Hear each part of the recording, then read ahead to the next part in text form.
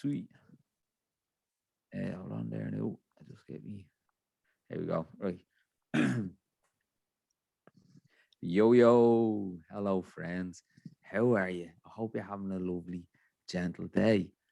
My name is Colin, and this is the Sober Mess podcast. And I'm absolutely chuffed and over the moon today as I'm joined by a sleep expert, a health scientist, a shift work specialist. He's basically the Sandman of Mayo, who I'm very excited to have on the podcast today because the Dalai Lama once said the best meditation is sleep. So I'm absolutely chuffed to have my pal Tom Coleman, the sleep coach, on the podcast. So Tom, how are you, man?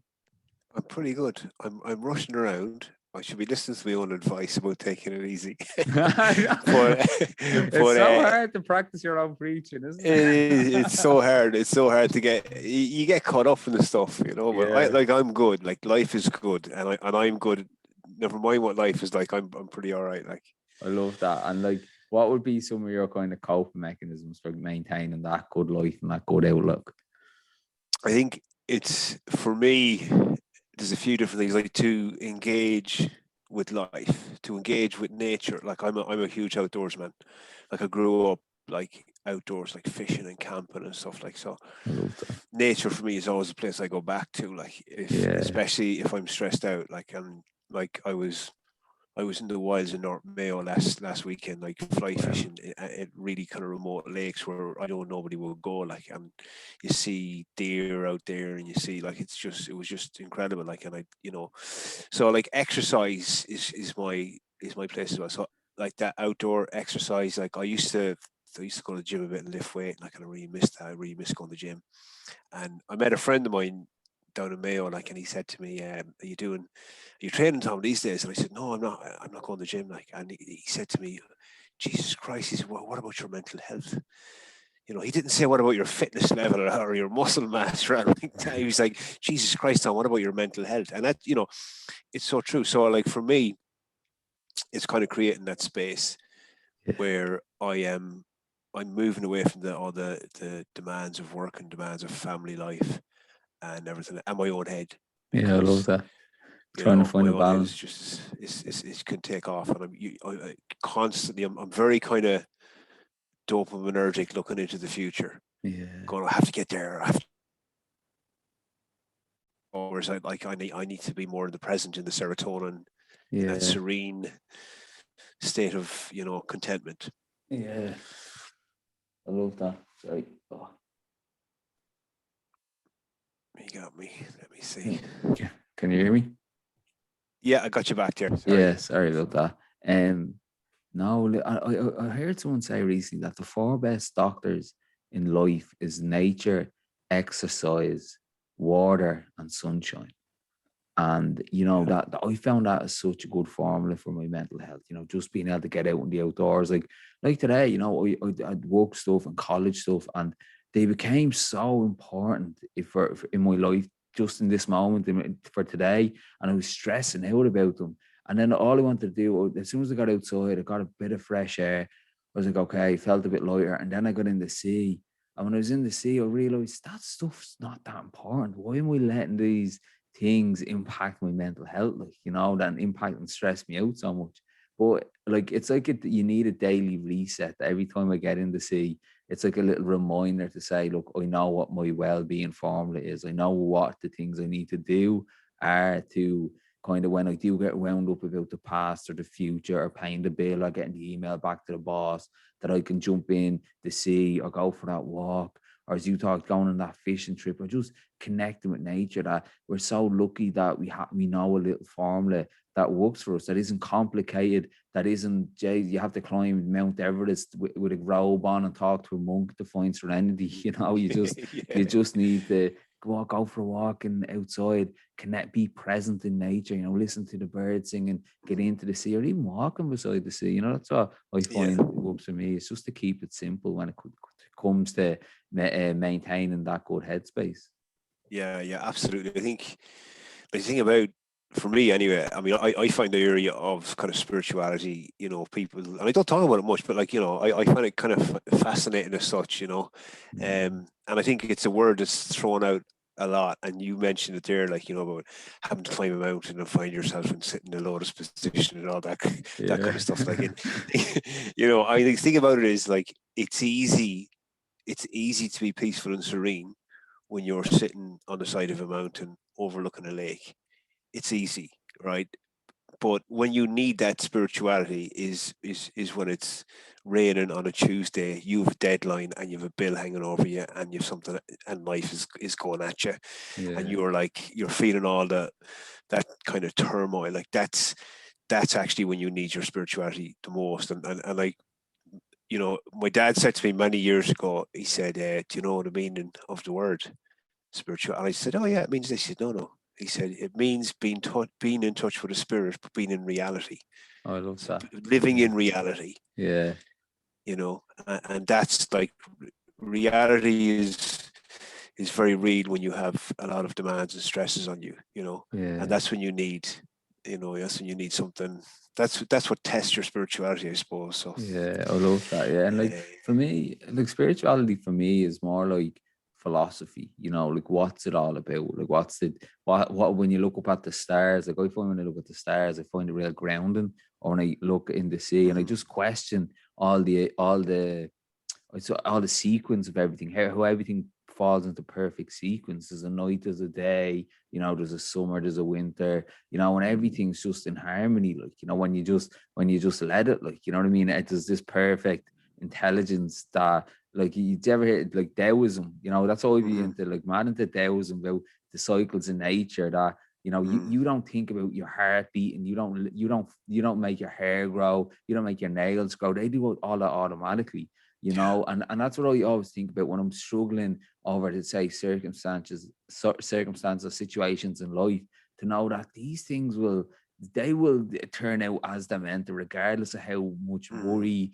and stress I'm thinking about the outcome. So when I just find let the universe do what it's meant to do here and stand back, I live a lot easier and a lot gentler, rather than, geez, I hope this thing, I hope, I was watching Kung Fu Panda there a few weeks ago, and Disney films are the most, like, oh yeah, wisest things you'll yeah, ever watch. And yeah, he said the wise turtle, and he's talking to the Kung Fu Panda, and he said it's like, you wouldn't plant an apple seed, and then keep interfering with it, hoping that it's going to be an orange tree. You just accept it's going to be an apple tree and let it be.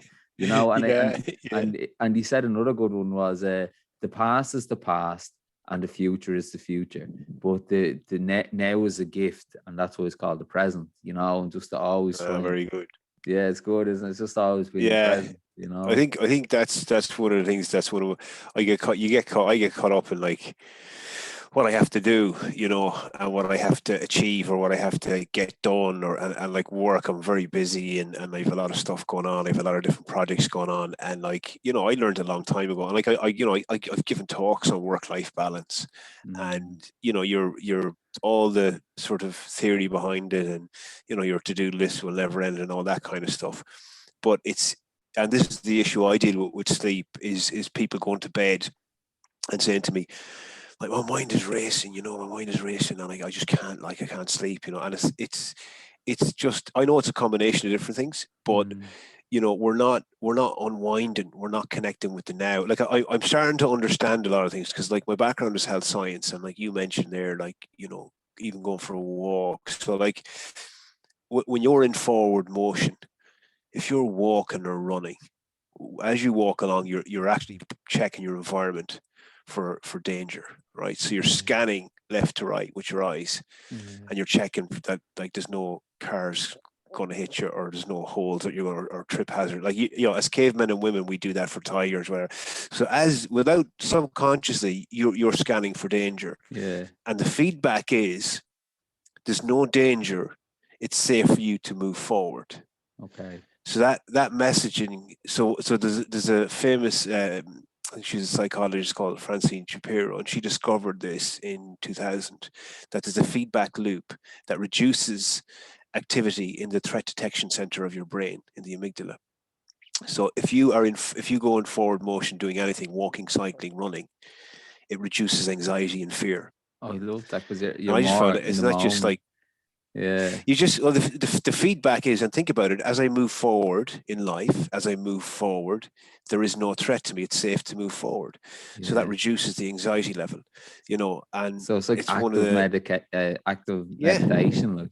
it is. It is. So Yeah. like, it's just like, and we kind of know that, and that's how she discovered it. She had a traumatic event happen, and she went for a walk and she felt better, and she questioned it because she was a counselor, and she said, why do I feel, why do things change when I go for a walk? And that she discovered this, and now it's a therapy called EMDR therapy, Wow. which is left to right with using light, and it's sort of eye movement desensitization. It's used for post-traumatic stress.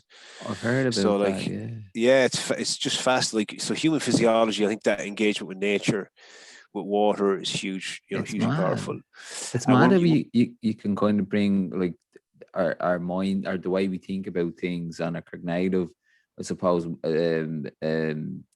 way of looking at things back to evolution, and when we were like cavemen, how they would have, yeah, how our thinking patterns would have benefited us back then. Like, people say, how come you always focus on the negative? But it's like, if you left the cave and on the right you have a rainbow and on the left you have a dinosaur, you're going to be more focused on the potential hazard that may harm your survival rate. You know what I mean? So yeah, when you like, and you think we evolve today, and the things that will impact either our security or our health, or or like our money, finance, whatever they may be, that these are potential hazards. So we could go on throughout our whole day and thinking about, Jesus, this illness, or this, will I have enough to pay this bill, or does my boss like me? And it's all things for that our brains think is, we're in survival mode, that we think we're getting chased by a dinosaur. But in reality, it's just our brain doing what we think it needs to do. Like, yeah, it is. I mean, 100%. I mean, the reason, like one of the main reasons we're so successful as a species, is our ability to look into the future and predict danger. That's it. Like, that's one of the reasons we're so successful. So there's a natural gravitation towards worry. There's a natural gravitation towards focusing on something negative that might threaten our survival. And in modern day life, these big, huge threats are, of course, linked to our instinct, like you mentioned there, like that we're social beings. We should be evolving in groups together. So and that threatens that social status. And as yeah. someone said to me a few years ago, this woman said, Tom, when I was growing up, the most important people in my house were the neighbours. What Yeah. did the neighbours think? Yeah, it's such You an know, Irish thing. Doesn't matter so what's like it going is, on. yeah, yeah, Once yeah. the So like neighbors all don't that find kind of you. stuff, and it's not like we're lying in bed awake, worrying about like our health, job security, and it's not. It's like the consequence of what will happen. Like, well, Yeah. I might lose the house, I might lose the car, I might lose my relationship. So it threatens us deeply. Like, so, and then Yeah. it's hard to get away from that loop, that kind of negative, thinking. And I always say like that, you kind of think your way out of it.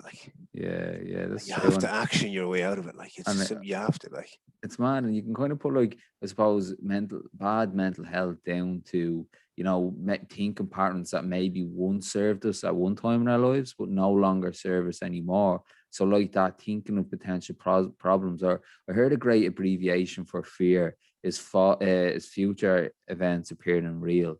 That we're always thinking, Jesus, what if the boss, I know by the way my boss is looking out the window that he's going to fire me, or I know by the way Yeah, the wife is changing the TV, she's going to leave me, or that yeah, I know by this headache that I have is I only have a week to live, and thinking the yeah, worst case scenario, and we'd sit in that event in our heads as if it's real, and then we're eliciting all these emotions and all this cortisol, and we're freaking out, and we're getting into fight or flight mode, and we haven't even left the bed yet. We haven't even got out of bed yeah, yet. We've yeah. concocted this big Oscar-winning drama film in our heads, like, Yeah, yeah, and catastrophizing stuff, like, and it's mad. And it turns into a negative habit, and it took me kind of years to learn that, like, I mean, as the Buddhists say, all action is born in the mind. yeah, So it's like everything I have visualized in with my maybe my exercise, my family, my career, like all that, like was visualized first before it happened, and I had to take the action. I take the appropriate action, but like often people don't want to take the action, right? Because that's why they're lying in bed going, well, if I say that, then I might lose my job. Then I won't be, friends with him at work, and then that might, so it's kind of like that can kick in. But like, I think the whole thing is so. My first question to people is question the narrative, like, because when I talk to people about sleep, they're like, go, oh, I can't do that, or I don't do that. It's like that's the first barrier, like of you reinforcing that you can't change, and we don't like change. I mean, as humans, we're more comfortable, even if it's a negative thing. Unless Like, something big happens. We like the comfort zone. We like the comfort zone. I heard someone say recently, the comfort zone is the most addictive drug out there. we tend to repeat kind of behaviors, we repeat, and comfort is certainly. I heard a great story which describes this perfectly well, right? So there was a guy out for a walk, and he heard his dog barking, and he looked into the little cottage. There was on the street, and there was a dog sitting beside the fire, and he was like yelping. There was a little old lady there looking at him, didn't do anything, and he just continued on. And the next evening he was out for the walk, and he heard the dog kind of yelping in pain. He said, something wrong with that dog, and he looked in the window again. The woman's there again, not just ignoring the dog. And he thought, right, if it happens the third evening, I'm going to knock on the door and find out what's happening with the dog. So the third evening came, the dog was yelping again with pain. And he thought, right, and he knocked on the door, and the lady came out and she said, can I help you? He said, yeah. He said, I was seeing your dog there sitting in front of the fire, and he's in pain with something, I was worried about him. And the woman said, oh yeah, she said, where he's sitting is the most comfortable warm spot in front of the fire, but there's a little nail in the floor that keeps digging him every time he moves. But he doesn't want to give up the comfortable spot, in front of the fire. So it's like that with us. Like, we complain about stuff in our lives, and when you present a solution, it's like, oh no, I'm kind of comfortable enough here, It's so true. It's like human nature that we want relief. We don't want a cure. We just want temporary relief from the problem. Like, you know what I mean? We don't actually want the cure the problem, because that would mean work. That would mean a potential bit of pain. I want to have this painful pleasure in my life. I don't want to take it away. Like, it's like the fella that goes give up the doctor saying to him, look, you need to stop eating tomatoes. Every time you eat tomatoes, you're blacking out. Your missus is going to leave you. You've eaten them and you're waking up in strange places. And he's like, right, so you just can't eat tomatoes. And he's like, can I not just eat them at the weekend? Or what if we what if we have one of them Dutch tomatoes? Or this is always my analogy with the drink, or whatever it might be, that we can we don't want to let go of that thing that's causing us, might be causing us harm, because it's making us feel so comfortable, it's giving us something. Like you mentioned it there now, and it reminded me, and maybe it comes from the same source, but like there's one of my favorite books is Awareness by Anthony DeMello, and he talks about the relief and the cure, and I love his analogy of people. He says, like, it's like I'm standing there and there's a swimming pool full of shit, and people are in the swimming pool, and he said they're up to their chin here in the swimming pool, and he said I come along and I say, here, let me help you out, and they say, no, I don't want to get out, I just want other people to stop making waves. So it's brilliant, isn't it? But like, you see, I think like we're hardwired to be addictive, because it's part of our dopaminergic system. So dopamine is one of the instantaneous reward mechanisms, and dopamine is about looking into the future as well. Dopamine is about being rewarded for a behavior. So if we eat, we get dopamine. If we have sex, we get dopamine. And it's instantaneous. And the only thing that dopamine wants is actually more dopamine. But it's a double-edged sword, because it's not just pleasure, it's pain as well. Because if you think about a food that you're addicted to, or anything that you're addicted to, and you crave it, you want it, that's dopamine, right? But what comes with that craving, it's not just the pleasure you're seeking also to get rid of the pain of not having it. Right. So it's like, and that's how we're wired. That's how we're hard. And it's the same mechanism that tech companies use on phones. It's something called the dopamine reward. I've seen that, which is the gambling thing, where we build a picture in our heads or whatever, and we get a blast of, Yeah, yeah. excitement, and then we pull the lever, and then sometimes we win, sometimes we lose, and we're encouraged to do it again, do it again, do it again. Yeah, it's just the pain pleasure Mm, paradox, like, and mm, again, you could put it down to evolutionary reasons like that. You could say that the say you want to go up and say chase that mammoth for your food, and mm. the pleasure that you get when you get it, but then the pain that you when you're hungry is motivating you to go and chase that thing. So Yeah. it's like the pain motivates us to chase the food or Yes. to mate or to find good safe cave or good safe shelter. It's like the pain is there, but look, it is that thing where we've discovered this pathway in our brains that we've developed ourselves. It's like when you're hungry, you'll think of food. When you're Mm, thirsty, you'll think of water. But when you're lonely, you'll think of that chocolate cake. Or when you're bored, you'll think of mm, placing that bet. Or when you're feeling high, you'll chase that drink. Or when you're mm, feeling moody, you might chase that drug. But it's our mm. brain has taught these things ourselves because we've treated it like I've taken this drink and I've got dopamine. So our brain is like, I know where to get dopamine now. So if Mm. I put this craving in there, I'm pushing you towards that behavior. Yeah, yeah, it is. We're like, people don't realize how driven by all these like neuromodulators and hormones that we're completely driven by them, and they're hardwired into our evolution. So it's like it's hard to. It's like when you have a little bit of awareness of that, you can start to see how you can, Yeah, short circuit at the evolutionary kind of the way we're wired. Because I mean, like for food, for example, so like sugar, salt, and fat. Like when we eat any of those three, we get instantaneous, reward for I want more of that. That's good yeah, for me. That's what your brain is screaming at you. I want more of that. Eat more of that. That's fantastic. That's really good for you. You know, yeah, but like the availability now, and that comes from being caveman women. With the availability of sugar, salt, and fat now, the magic three in the food industry is causing us to have all sorts of problems. Whereas the stuff that's really good for us, like the leafy greens and the running and the sea swimming, well, maybe not the sea swimming, but you don't. I mean, certainly if I go for a run, I don't feel instantly fantastic when I'm running. I feel the opposite. I feel like, Jesus Christ, I'm going to have a heart attack.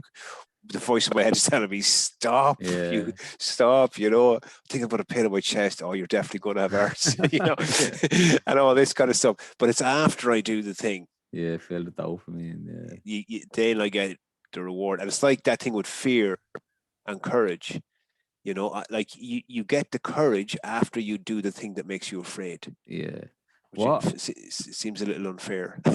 Yeah, it is. It is though, isn't it? It's like leaning into that, leaning into what makes us uncomfortable. But what advice would you give to someone, say, if they wanted to break a habit or an unhealthy behavior? Like, what's the first step you think you'd give them? Like I've had many unhealthy behaviors in my life, and like I had to get absolutely sick and tired of them, Yeah, like a number of Def- times, like because I'm a yeah. bit thick, like I'm a bit of a So, slow learner, I'm a bit of yeah, a sucker for say, punishment, yeah, I heard a guy say before, he's not a slow learner, he's a quick forgetter. Yeah, yeah, I love it. I'm absolutely. That's a great one. Actually, love that one. I was like, oh yeah, yeah. That describes me perfectly well. Yeah. I'm a very quick forgetter. Um, I love it. Absolutely. So, like, I mean, look, you kind of come to a point where you will be absolutely, sick and tired. And as I said, like for me, I find that like number one, keeping it in the day. Like, okay, like everyone sets targets and goals, or everyone tries to change their behavior, but like keeping stuff in the day and just cleaning slate, whether Mm, you whether you did or you didn't achieve or do whatever, or break whatever, or whether you relapsed or whatever you get, it's like you have to be absolutely relentless. And like in my, just like for example, now my business, I'm self-employed, like I'm 10 years self-employed. Like I can't tell you how many times I came within like a millimeter of giving up. I've had so many failures. I talk every one of my talks.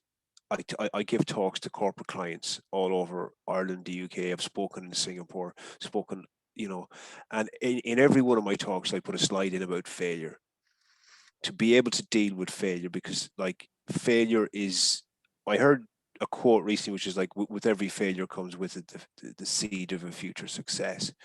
And I've learned that failure, the mechanism for change in the brain, for neuroplasticity, and that happens when you're sleeping, right? The brain rewires to learn. So the mechanism for learning something new is, the trigger is repeated failure. I And I just love think, that. wow. So Yeah, actually, in order to learn, we must repeatedly fail. But some of that's us are it. quick forgetters, like you said. So, like, Yeah, my thing is to be like, it's the narrative. It's the yeah, narrative. It's just to keep picking yourself up and yeah, know that you will repeatedly fail. And culturally, we're not great at failure. You know, I think, like, in the US, it's kind of celebrated. Like, when I was failing gloriously at the beginning of my business, as business does, or as people do, like, who wants to know you? Nobody wants to know you. When you yeah, start getting successful, then they're like, oh, I know him, I'm friends with yeah, him, I'm whatever. So, like, yeah, you just have to, like, focus, not listen to the noise. yeah. And Like, keep embrace endeavoring. failure. And Yeah, I you, as love long that. as you believe it, like, as long as you believe it, like, you keep Yeah. going, like, you keep going. 100%. And Um, I heard it like an abbreviation for fail is first attempt in learning.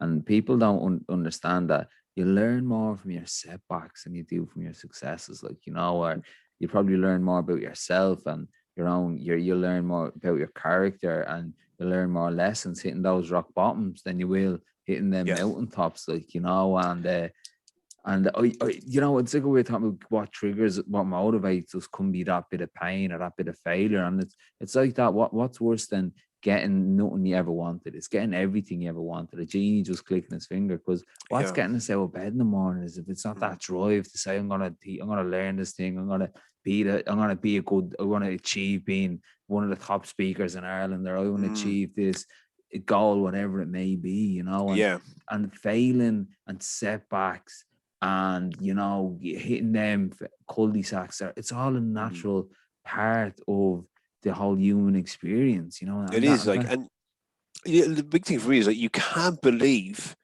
your head. You can't believe your emotions, your feelings, because you're going to be like, I mean, I was terrified. Like, I had experienced a lot of different, like, what people would say are negative emotions, but, like, I can't believe half the stuff that goes on in my own head. You know oh, what I mean? Despite that, because I wasn't waking up feeling motivated. I was waking up feeling like, oh Lord Jesus Christ, yeah, yeah, like yeah, that, and fucking dragging myself out of bed, yeah, and like in the early days, or like, in past experience at times, like, we don't always wake up, like, we don't always wake up and feel like we've skip it. we've conquered the world, and we're going to Yeah, do this, we're going to that. We sometimes wake up and feel terrible. You again, I say, mm, you have to action your way out. You have to yeah, engage with life, engage with people, engage with emotion or whatever it may be, but not let it kind of completely overwhelm you, and just yeah, get on with it, like, and just do the process, trust the process, repeat the process,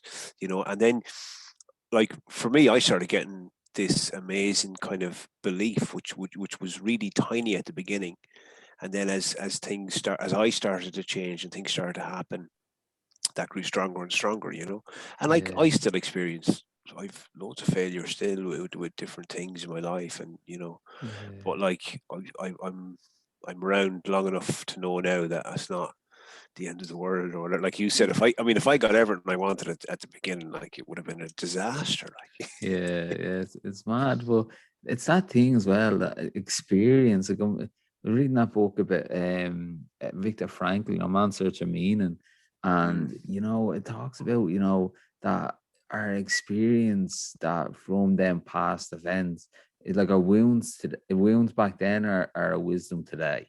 You know what I mean? That you mm, you have trust and faith in the process because of the past, when you said, "Oh Jesus, that time that bus never came," but then I waited half an hour and another bus came. So then the next time mm, you missed the bus, you had a bit of hope to say, "I just sure it's grand, there'll be another bus coming soon." And I think that's why, yeah, people that had that bit of experience of hitting them setbacks, or touching the stove, is that we need to sometimes touch the stove so many times in life to say, right, this way just doesn't work. I'll try it. yeah, I try another way. Like, you know what I mean? And yeah. And there's no full stops in life. It's only No. commas, like, you know, and end means like effort never dies, like, you know what I mean? And I like what you said there as well about your own mind when you wake up in the morning and your mind is at you. And people talk about like critics out there. Now, a critic won't tell me anything that my head has not already informed me, like, you know what I mean? And it's Yeah. that thing trying to switch off that inner critic, because that's the hardest muscle to work. Like when you talk Yeah. about going out running and your head's telling you you're having a heart attack, or that you're not Yeah. fast enough, or just Yeah. stop and do better tomorrow, or, you know, and that's the hardest muscle to train. When you Yeah. start to say no to the head, when the head to do the opposite. And I find out the more you kind of do, the stronger you can get with that thing to say, right, I'm just not going to listen to the critic. And don't get me wrong, the critic can be good sometimes if we can use it as like a tool to say, to motivate us to get out of bed, when the critic says, get out of bed, you lazy lump, and then you listen to it, but then you go for the run, and that critic is still at you saying, well, that wasn't good enough. Then you need to switch off the critic, and it's harmful, like. But so Yeah. I suppose it's like the garden, you know, find the tools that you need at the time. Like water's good for a flower, but if you water it all the time, it'd be bad for it. So just find a tool that will serve you, and find out what tool you need when you need it, like. Yeah. Oh, that's a good. I like that. I like that sentence about serving you. Like, is this serving me now? Like, is, you know, how is this serving me? And I heard something great about anxiety. You know, it's like there's a captain on the ship, like, and he's making all the decisions. And anxiety is like the crew members who come running up, going, "You have to change direction. We're going to crash for sure. You know, we're going to." And the captain's job is to go, "Okay, I understand why you're feeling that way, Yeah. and I take it on board, but we're going to do this and that," and then we trust it, rather than going, "Oh Christ, okay, I'll change direction. Oh, I'll change direction again." You know, Yeah. so that can be kind of, you know, our heads, and it really is our reaction. Like, something happened a few years ago, and I kind of felt, I didn't feel secure after it happened in myself and in what I was doing, or someone said something to me, you know, and I talked to a friend of mine about it, and he said something like, which I'll never forget. Like, he said, you know, he said, "You feel vulnerable." I said, "Yeah, I do. I feel exactly what I feel. I feel vulnerable." And he said, "When you're at your most vulnerable, you're at your most powerful."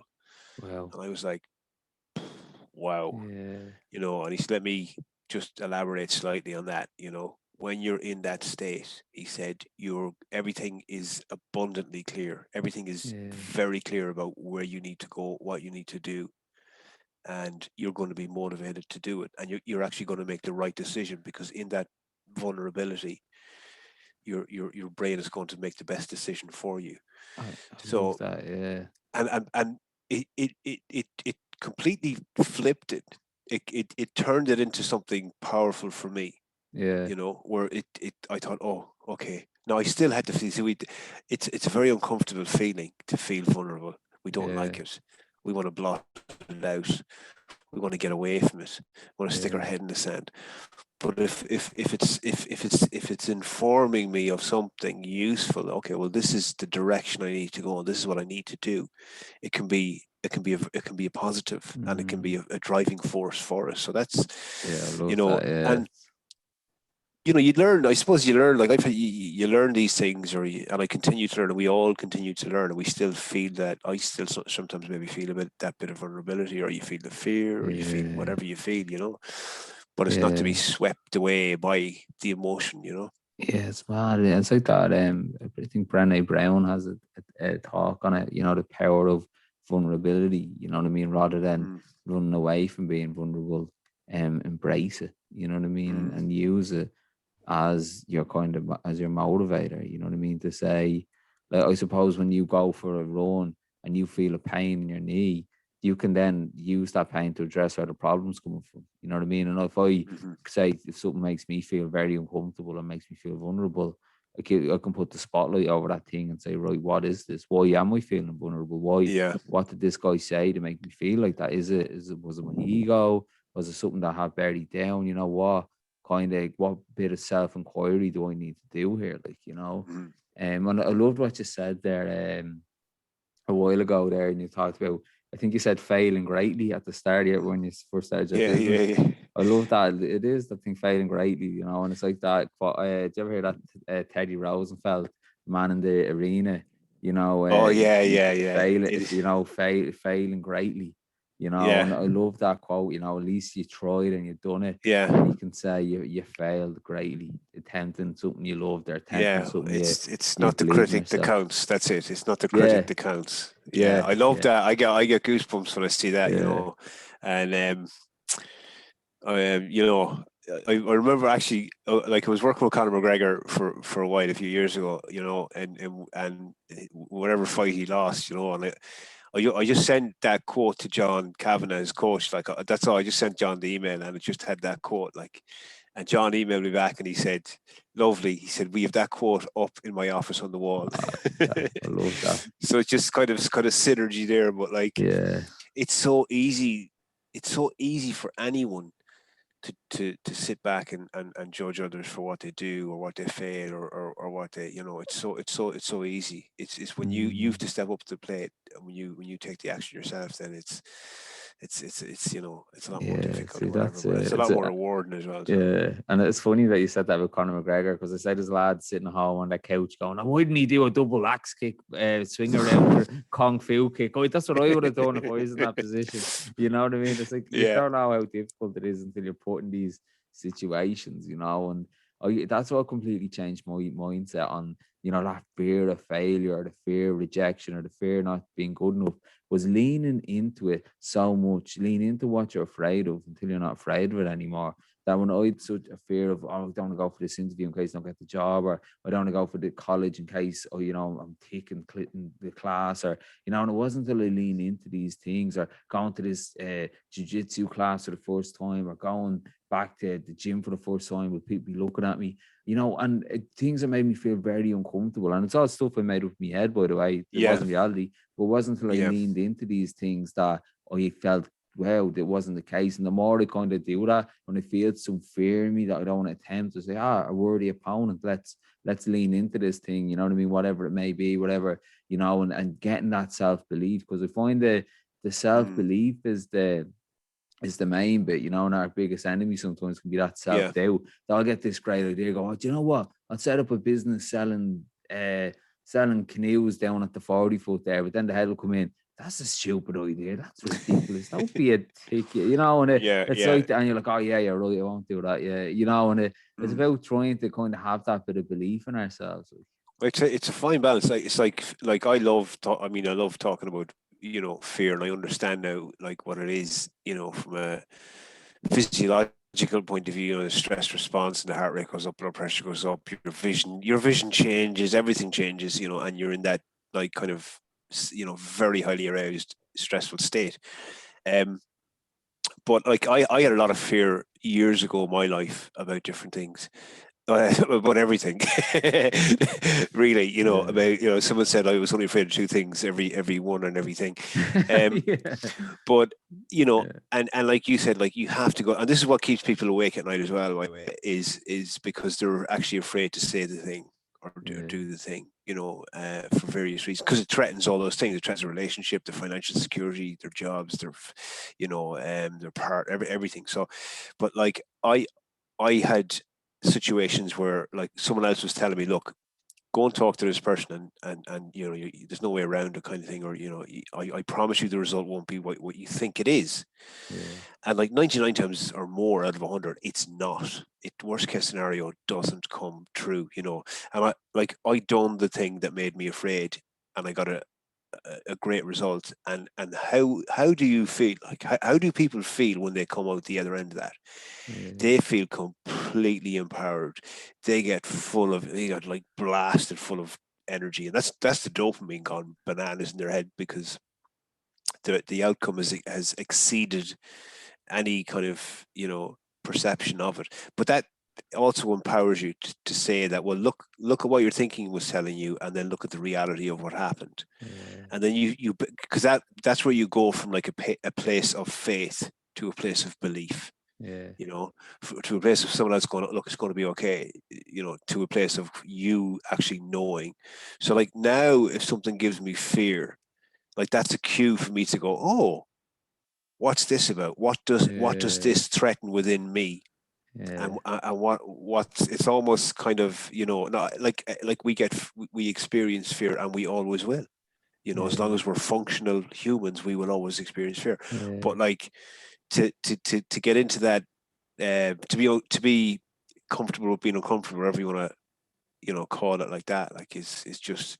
And then we expand as people, and we ultimately, I think, become better humans out of it, and many benefit. Yeah, I love that. Great. You're a sleep coach, and I haven't asked you one sleep related question. But I love these conversations because like I'm so passionate about this sort of stuff. Going down these kind of rabbit holes and just having that Mm. connection. I love it. Mm. So They're linked. They're linked. So how they're linked now? See, I just love this podcast, Colin, because like usually people don't let me talk. Like, or not, they don't let me talk. They just want to talk about sleep. So I probably haven't yeah, even spoken about any of this stuff before on any podcast. You know, so stress and sleep are absolutely linked. Like fear and sleep are absolutely linked, it's on that mad. kind Yeah. of arousal continuum, on that, like, because it's all our, see, how we interact and experience the world is through our nervous system. Yeah. So our vision, our sense of touch, our taste, our smell, it's kind of two-way communication. So our autonomic nervous system, and we're exceptionally sensitive. This is how we perceive the world. And if we're in a state of, like, right now, we should be alert and calm, somewhere right in the middle. Mm. If we start to get, if you have to do something, if we have a task, stress levels elevate slightly, and then if that increases, if demands increase and we get stressed out, we get the stress response, we go up the arousal continuum, and then we get right up to a state of like panic, maybe. And people do have panic attacks and stuff like that. So we have like anxiety and stress, and all of that is our sympathetic nervous system, which is kind of related to stress response. It's like stress is extremely important and functional, and the purpose of stress is to bring our attention to something important that might be a threat. But it's that's the function of stress. And like, our physiology is, this is our physiology. So that's the sympathetic nervous system, and the chemicals associated with that are cortisol and adrenaline and maybe norepinephrine and ACHT, but we'll leave those out. Then the parasympathetic nervous system is the opposing rest and recover. Okay, Mm. so that's where we're in a chilled out place, where we're relaxed, and that's where, sliding down the scale, we have kind of relaxation, drowsiness, and sleep, and it's safe to fall asleep. Yeah. So like, and like, that's your sympathetic and your parasympathetic there, and we have the stress response and the calm response. And the calm response is the fastest scientific method to calm down. Like, telling your head to calm down, or telling your partner to calm down. Yeah. Yeah. Never. What did they say? Never in Yeah. the history of calm down It's has it it's ever throwing worked. petrol on the fire, isn't Yeah, it? yeah, yeah. Yeah, So it's in our physiology. It's innate. yeah, We yeah, have the physiological sigh. We have that double inhale and long slow exhale that we do yeah, after we cry. yeah, yeah, yeah. It calms That's down. that's the calm response, Yeah, but But it we is can, that.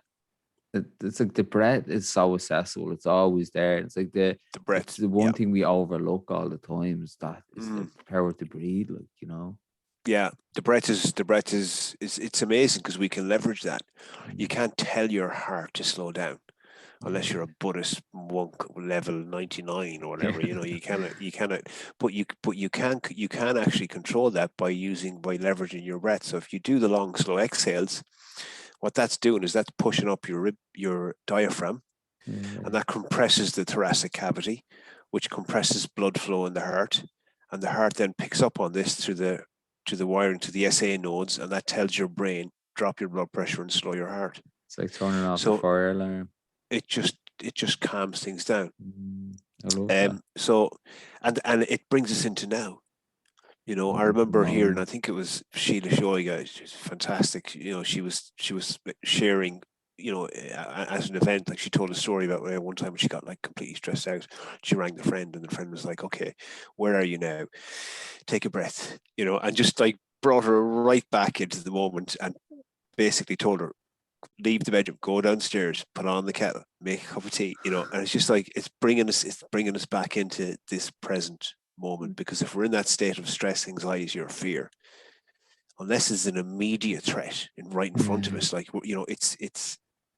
we're worried about work or something like that, Yeah. or we've had an argument with a partner or something else is really kind of stressing us out. So the Yeah. sleep, the sleep and the stress are absolutely linked. And people, like, and I mentioned it earlier, people said, "Oh, geez, I just go to bed and my mind is racing." Well, like, you're the person responsible for unwinding that mind, Yeah. and bringing down and calming down and relaxing.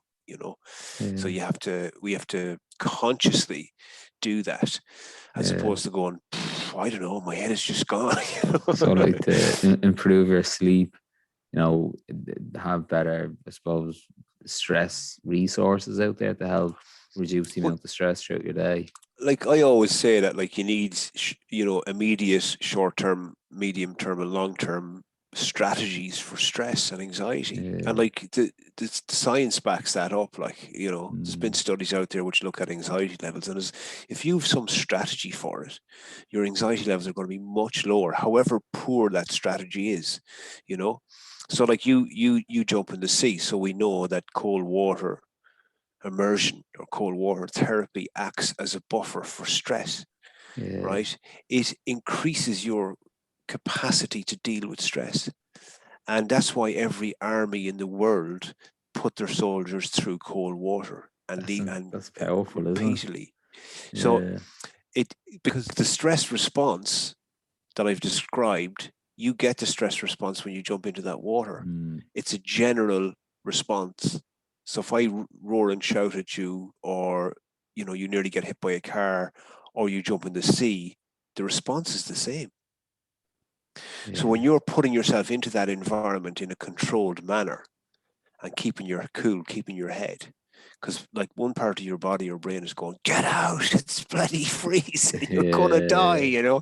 and you go, it's okay. Like the captain of the ship, you're going, it's okay, we've got it under control, just breathe, bring us Yeah. back to I that, love right? that. So like Yeah. what you're actually doing is you're actually increasing your overall capacity to deal with stress, which Yeah. isn't that just fantastic? And I suppose as our first question in the podcast was like, what's your kind of tools for dealing with stress and helping your mindset and helping your headspace? And I think it comes down to finding a formula that's not going to be have dire consequences. Having like a strategy for stress that, yeah, you could to obviously turn to drink and cake, and Yeah. that they're going to have negative consequences though. But rather than finding, as we talked about, finding like being walking out in nature, going for them sea Mm. dips, or even walking beside the sea and finding all Yeah. these kind of different resources that are kind of good for you mentally and physically, and then will improve your sleep. And someone someone said to me recently what they do to sleep is they play Scrabble in their heads. So when they're going to bed at night, they think of the longest words they can think of that begin with A, and then like to say like algebra or anonymity or Yeah. acknowledgement, whatever, and they go all the way up to B. And they said usually by the time they get to M, they're fast Yeah. asleep. Brilliant. Yeah, Brilliant. but Yeah. again, it's this case of being present. You're mindfully thinking of this. That's right. That's right. Yeah, That person has a great strategy, and there's loads of yeah, simple tools like that. Because if you're in the part of your brain which is worrying and looking into the future and the prefrontal cortex, that's in charge of analysis and mm, strategy and worry, same area. Now, if you're in mm, that part of your brain, you're going to be eliciting a chemical response which is kind of stressful for you. yeah. I Whereas love that. if you're giving your brain a simple task to do, and you're in feeling rather than thinking, and you're going to be Yeah. but you're going to fall asleep much quicker. So I love that. So right, my last question for you, just to wrap it up. You talked a lot about hitting points where you felt like giving up, where you felt like you were failing, and and whether to continue or not. What do you think was the common thing that kept you motivated, kept you on your endeavor, and kept you on the path that you're on? It changes. It changed throughout my life, and it does change for people, because it's about, like, people would say, no, it's about your why, and Mm. like sometimes for me it was I had no other choice. it was survival. It was literally survival. I was going to get kicked out of my apartment because I didn't have money for the rent. It was, I had nothing else that I felt as though I could do. I had, then it became, because it was my passion, because I loved it.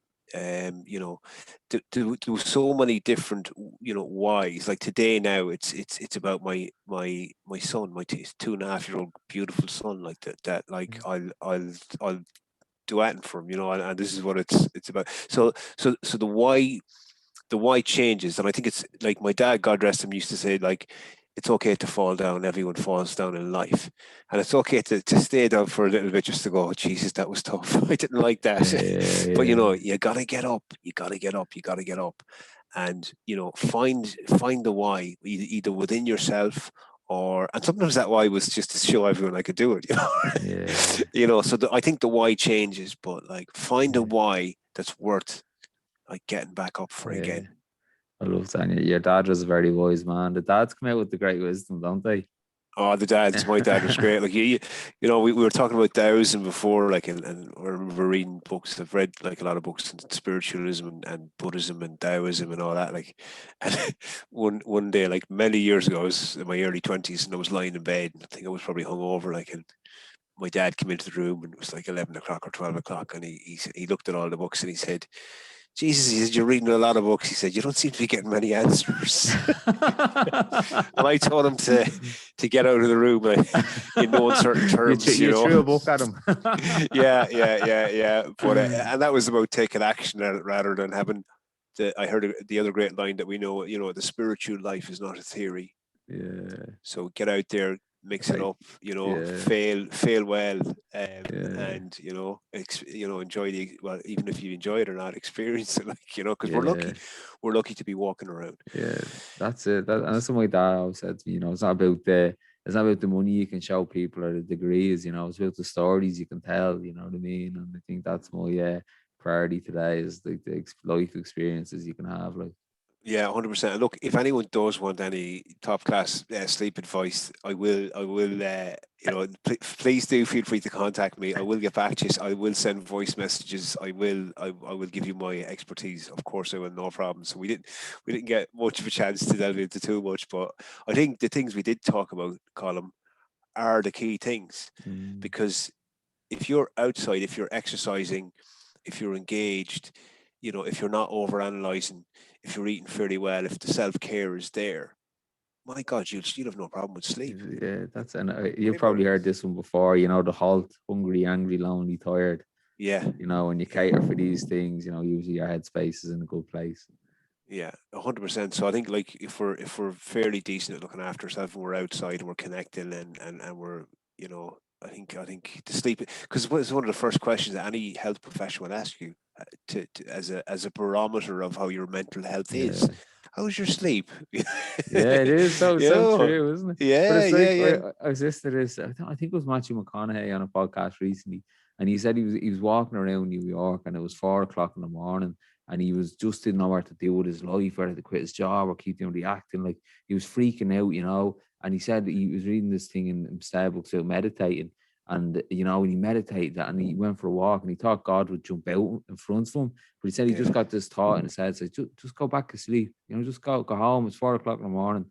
Go to sleep. He said that was the answer he needed on that day. That he didn't get like an instant answer, but he got a answer that he needed, was just to sleep. And that's, for me, that's like, if every day that I find that if I'm sleeping enough and drinking enough water, then we two non-negotiables every day. And usually if them two things are catered for, I tend to feel okay. Like, yeah, no, it's as someone, a circadian biologist described it, as the master conductor of health and disease, sleep. Yeah. So, like, I heard Matthew Walker said as well that it's the best legal sports enhancing drug you can. I don't know if it's a drug, but sports enhancing tool out there, like, Yeah, it's the most under abused legal.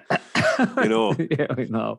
Yeah. So I'll tell you, the Mayo football team have been abusing that drug anyway. No, the Mayo football team, don't talk about it. We came close. We nearly. Yeah. I got a call. I got an email before one of the All Irelands there, but they never followed through, and then we lost it by a point. And I said, Oh, "Oh, sure, look, Jesus. if they got me, like, they would have had that extra." Yeah, that's it. They're sending the Dublin team down there with radios and fire alarms outside the hotel that the Mayo lads are sleeping in the night before. I think that's the secret. That's how we keep beating them. Well, look, we'd see. We get it Yeah, one of these year. We get the yeah. formula right. Yeah. So I've Mayo in me blood, so I have a soft spot for Mayo. I'd like to see them doing well.